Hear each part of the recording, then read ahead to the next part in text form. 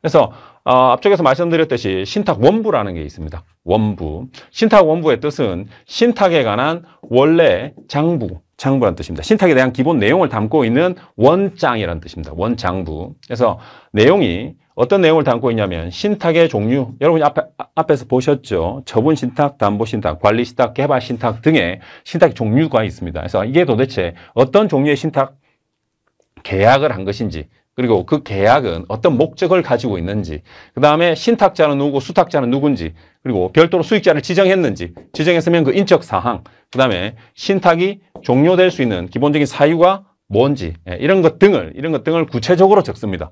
구체적으로 적은 문서가 바로 신탁 원부가 되겠습니다. 신탁 계약서는 별도입니다. 별도로 신탁 원부가 있습니다.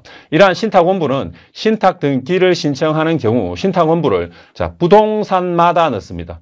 부동산마다. 그래서 두 개의 부동산을 만약에 내 집과 내 땅, 그 집이 깔고 앉아 있는 땅을 신탁시킬 때 땅이 두 개죠. 부동산이 두 개입니다. 그럼 각각 넣어야 됩니다. 각각. 그래서 부동산별로 신탁원부를 제출할 것을 규정해 놓고 있습니다. 이러한 신탁원부는 등기부의 일부로 봅니다. 등기부는 공적 장부죠. 그죠? 공적 장부입니다. 그래서 등기부의 일부입니다. 신탁원부는. 따라서 등기할 때 이 영구보존문서로 기록이 되게 됩니다.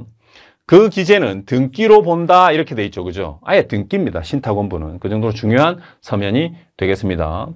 자, 지방세 납세 증명원입니다. 자, 특이한 서면이 하나 있습니다. 지방세 납세 증명원.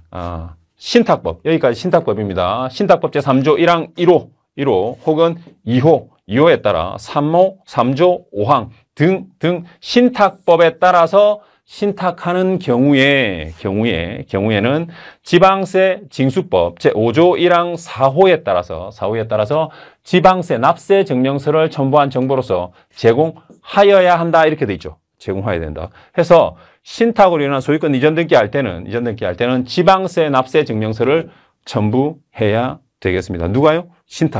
신탁자의 지방세 납세 증명서를 반드시 첨부하셔야 됩니다. 다만 예외가 있습니다. 등기 원인을 증명하는 정보로서 확정 판결이나 그 밖에 이에 준하는 집행 권한, 즉 법원을 거쳤죠. 공적 서류입니다. 이런 걸 제공하는 경우에는 지방세 납세 증명서를 제공할 필요가 없다라는 예외 조항을 가지고 있습니다.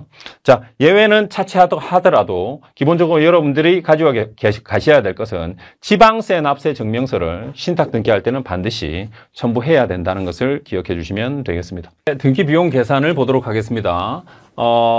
예시가 토지를 소유권 이전 및 신탁하는 경우입니다. 자, 보시면 아시겠지만 소유권 이전과 신탁 등기 두 개가 일어나는 일괄 동시 신청의 형태가 되겠습니다. 일단 두 건이라는 겁니다. 그 말은 세금과 수수료 등이 두 건이 발생할 수 있다는 얘기입니다. 기본 전제가 그렇습니다. 따라서 세금을 따져줄 때도 이전과 신탁에 관한 것을 분류해서 따져주는 게 좋습니다. 자, 첫 번째 취득세를 나오는가 안 나오는가 이게 문제됩니다. 자, 왜? 여기에 소유권 이전이 있기 때문에 그렇습니다. 자, 그런데 해당 신탁으로 이전되는 것은 실질적 소유권 이전이 아닙니다. 그래서 원칙적으로 비과세를 하고 있습니다. 지방세법 9조 1항 1호, 3항 1호를 보도록 하겠습니다.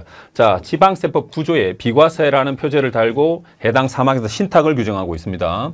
자, 신탁, 즉 여기서 말하는 신탁은 신탁법에 따른 신탁 등기가 병행되는 경우만 해당한다 이렇게 돼 있죠. 즉 여기서 말하는 신탁은 신탁법에서 병행하는 신탁이 맞습니다. 자, 이런 경우로 인한 신탁재산의 취득으로서 다음 각호 어느 하나에 해당하는 경우에는 취득세를 부과하지 아니한다 이렇게 돼 있죠. 그죠? 즉 취득세 비과세 규정을 가지고 있습니다. 어떤 경우냐? 자, 위탁자로부터 수탁자에게 신탁재산을 이전하는 경우 이렇게 돼 있죠. 즉 이전 등기는 비과세한다. 이렇게 돼 있죠. 그죠? 그래서 해당 근거 규정 때문에 이전에 들어가는 취득세는 내지 않는다는 뜻이 되겠습니다. 자, 그러면 이제 신탁에 대한 겁니다. 신탁은 소유권을 취득하는 게 아니기 때문에 취득세가 나오지 않습니다. 그죠? 해서 등록면허세만이 문제될 수 있습니다. 자, 그러면 신탁의 등록면허세는 원칙적으로 정액세에 해당하기 때문에 기본 정액 세금을 내주면 되겠고 해당 금액의 20%를 내주면 교육세가 이렇게 함께 부과가 되겠습니다. 자, 다음에 실질적인 소유권 이전이 아니죠. 그죠? 따라서 일반적인 소유권 이전 시에 매입하는 채권도 여기서는 적용이 없습니다. 그 다음에 매매 계약에 해당하는 인지세가 없기 때문에 역시 납부하지 않습니다. 다음으로 등기 신청 수수료입니다. 해당 등기 신청 수수료에 관해서 이슈가 있습니다. 뭐냐? 기존에 신탁 등기에 있어서 신탁의 활성화를 위해서 수수료를 면제해 줬습니다. 즉 비과세를 해줬죠. 그런데 이것이 새로 수수료 부과하는 것으로 바뀌었습니다. 해당 관련 규정을 보도록 하겠습니다. 자, 부동산 신탁 활성화를 위해서 신탁 등기의 신청 수수료를 기존에 면제했단 말이죠. 활성화를 위해서. 자, 그런데 이것이 어느 정도 달성됐다는 겁니다. 해서 다른 등기와의 형평성을 고려해서 신탁 등기 수수료를 면제 규정을 삭제하고 수수료 규정을 신설했습니다. 이게 언제 개정됐느냐? 25년 7월 29일 개정되고 8월 1일 시행됐습니다. 따라서 기존의 면제였던 것이 지금은 부과가 된다는 게 이슈가 되겠습니다. 그럼 얼마가 부과가 될까? 얼마가? 자, 여기 신탁법이 있습니다. 2025년 8월 1일 시행되었습니다. 자, 신탁 등기는 자, 서면 신청의 경우에 8,000원, 그 다음에 전자표준 양식 6,000원, 전자신청 4,000원으로 책정이 됐습니다. 그래서 신청 방식에 따라서 해당 수수료를 납부해 주시면 되겠습니다. 자, 합의 금액 세금과 신청 방식에 맞는 수수료를 합계해서 총 등기 비용이 되겠습니다.